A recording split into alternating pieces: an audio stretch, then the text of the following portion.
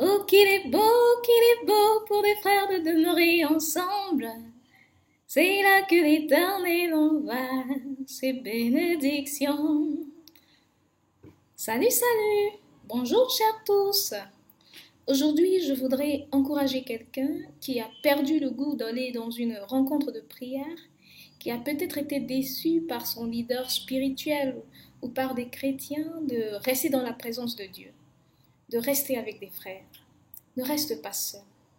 Va, rassemble-toi avec des frères et prie.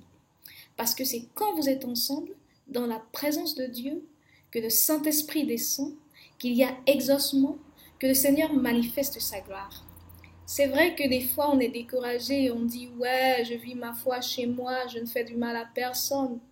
Il y a aussi un petit piège avec Internet parce que c'est très facile de rester chez soi, regarder des prédications, écouter des prêches. Je n'ai rien contre, bien au contraire, c'est très bénissant. Mais ce que je veux dire, c'est que il faut rester avec des gens avec qui l'on puisse adorer et prier, échanger des sujets de prière et là le Seigneur agit. Je prendrai l'histoire de Saül pour illustrer mon propos.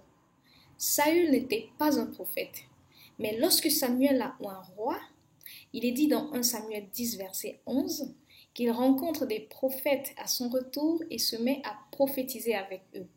La deuxième fois, alors qu'il cherche à faire périr David, il rencontre encore des prophètes et commence à prophétiser avec eux, d'où le proverbe « Saül est-il aussi parmi les prophètes ?» Pourquoi? Parce que c'est au milieu des prophètes que l'onction des prophètes l'atteint et fait de grandes choses avec lui. Si vous restez seul, cette onction-là ne va jamais vous contaminer. C'est pourquoi je vous encourage à rechercher et à demeurer avec des frères dans la présence de Dieu afin d'être contaminés par l'onction et des miracles et des prophéties et de la connaissance et que sais-je encore.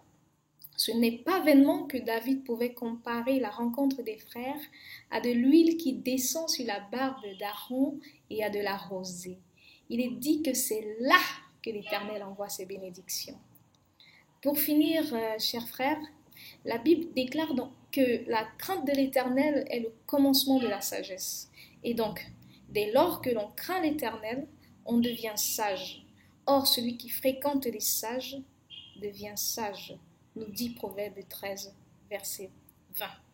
Que Dieu vous bénisse. Soyez bénis, au nom de Jésus. Dieu qui vous a réunis en Seigneur vous bénira.